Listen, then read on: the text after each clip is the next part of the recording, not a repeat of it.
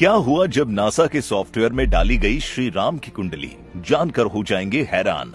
दोस्तों, आजकल लोगों को विज्ञान पर इतना भरोसा हो गया है कि वो शास्त्रों में लिखी गई बातों को गलत मानते हैं। इतना ही नहीं, हमारे भगवानों के अस्तित्व पर भी सवाल उठाने लगते हैं। लेकिन इन सब के बावजूद भी हमारे शास्त्रों ने हर बार ऐसे लोगों को मुंह तोड़ जवाब दिया है।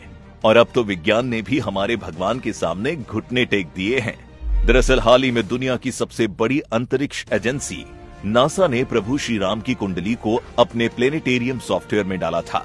उसके बाद जो रिजल्ट उन्हें देखने को मिला, उसे देखकर नासा के साइंटिस्ट का भी दिमाग हिल गया। कहा जाता है कि उन्हें भगवान श्री राम की कुंडली में ग्रहों का कुछ ऐसा संयोग देखने को मिला जिसे न चाहते हुए उन्हें प्रभु राम के अस्तित्व को स्वीकार करना पड़ा और मानना पड़ा कि श्री राम का जन्म हुआ था।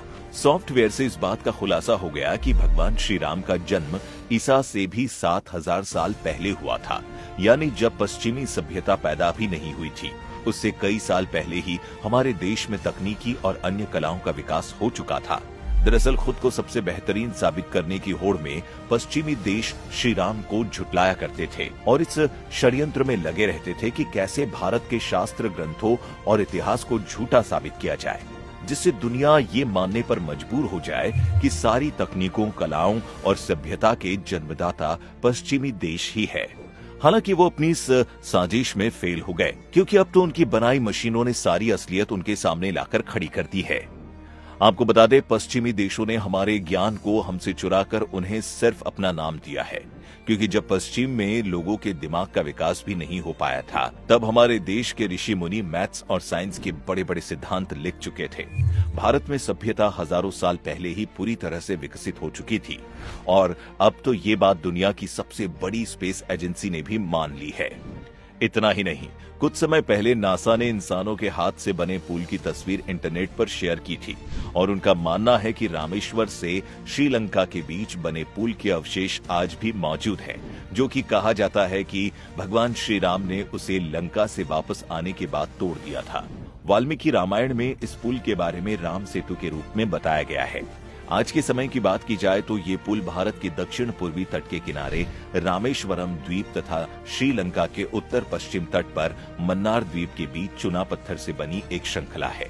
वाल्मीकि रामायण के अनुसार 3 दिन लगातार ढूंढने के बाद नल और नील ने समुद्र में वो जगह ढूंढी जहां से आसानी से लंका पहुंचा जा सकता था और तब उस स्थान से लंका तक जाने के लिए पुल बनाने का फैसला लिया गया।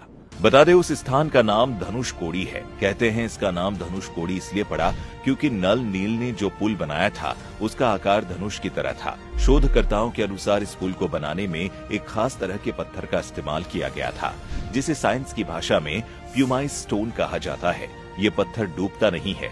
कहते हैं रामेश्वरम में आई सुनामी के समय समुद्र किनारे इस पत्थर को देखा गया था। वैसे इस तरह के पत्थर आज भी भारत के कई साधु संतों के पास मौजूद है। इसके अलावा श्रीलंका के इंटरनेशनल रामायण रिसर्च सेंटर और पर्यटन मंत्रालय ने एक साथ मिलकर रामायण से जुड़ी ऐसी 50 जगह ढूंढी है, जिनका पुरातात्विक और ऐतिहासिक महत्व होने के साथ साथ रामायण में भी जिक्र मिलता है। वाल्मीकि रामायण में समुद्र के पार जिस जगह लंका का उल्लेख किया गया है, ठीक उसी जगह श्रीलंका देश बसा हुआ है। प्राचीन काल से ही श्रीलंका की संस्कृत एवं पाली साहित्य का भारत से गहरा संबंध रहा है। कुमार दास के बारे में कहा जाता है कि वे महान संत कालिदास के परम मित्र थे। बता दें, उनकी ये रचना भारतीय महाकाव्यों की परंपरा पर भी आधारित है। श्रीलंका में एक स्थान है जिसका नाम महियांगना मध्य है। मान्यताओं के अनुसार ये लंकापति रावण का हवाई अड्डा था। कहते हैं जब रावण माता सीता का हरण करके उन्हें लंका लाया था तो उसने अपने पुष्पक विमान को यहीं पर उतारा था। Sri Lanka international Ramayana research centre की माने तो रावण के 4 हवाई अड्डे थे, जिसमें से पहला है उसानगोड़ा, दूसरा गुरुलोपोथा, तीसरा तोतुपोलांकदा और चौथा वारियापोला। इस सेंटर के अनुसार जब हनुमान जी ने लंका दहन किया था तो उसमें रावण का उसानगोड़ा हवाई अड्डा जल के खाक हो गया था। इतना ही नहीं, श्रीलंका में साती एलिया नाम की भी एक जगह है। मान्यता है कि ये वही जगह है जहां रावण ने माता सीता को बंदी बनाकर रखा था, जिसे रामायण में अशोक वाटिका बताया गया है। आज भी इस जगह की शिलाओं पर हनुमान जी के पैरों के निशान देखे जा सकते हैं। इतना ही नहीं, जब कार्बन डेटिंग की मदद से इसकी उम्र का अंदाजा लगाया गया तो ये सच सामने आया कि इनकी उम्र लगभग 7000 वर्ष पहले की है। यहाँ देवी सीता का मंदिर भी है और उस मंदिर में प्रभु राम, लक्ष्मण और हनुमान जी की मूर्तियां भी हैं। कार्बन डेटिंग से पता चलता है कि वो मूर्तियां 5000 साल पुरानी हैं। जिस जगह पर यह मंदिर है वहां कभी विशाल वृक्ष हुआ करता था, जिसके नीचे माता सीता बैठी रहा करती थी। आपको ये वीडियो कैसी लगी हमें कमेंट करके जरूर बताएं और साथ ही ये वीडियो ज्यादा से ज्यादा लोगों के साथ शेयर करें, जिससे कोई भी हमारे प्रभु श्री राम, हमारी सभ्यता और संस्कृति के अस्तित्व पर सवाल न उठा सके।